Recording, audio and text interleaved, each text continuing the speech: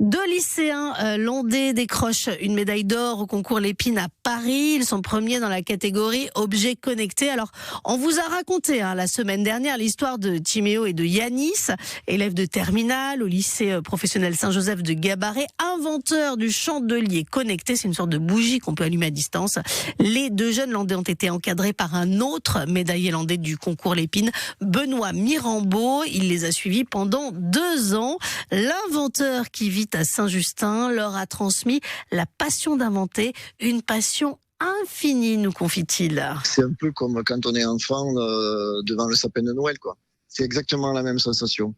On ne sait pas ce qu'il y a, on ouvre une nouvelle voie, voilà, c'est agréable. Mais c'est aussi difficile, je compare, d'ailleurs c'était l'image que j'utilisais pour les jeunes. Il y a ceux qui vont monter en haut de la montagne par une voie qui a déjà été toute tracée. C'est difficile, mais il y a des sécurités. Et il y a ceux qui ouvrent de nouvelles voies en montagne. Alors là, c'est très difficile. Et en plus, on n'est pas sûr d'arriver en haut. On est vraiment là-dedans quand on est inventeur. Et quand on arrive en haut, ce sont des émotions comme quand on est enfant devant un sapin de Noël, quoi. Benoît Mirambeau qui a remporté en 2016 le Grand Prix du Président de la République, la plus haute distinction pour une application destinée aux diabétiques.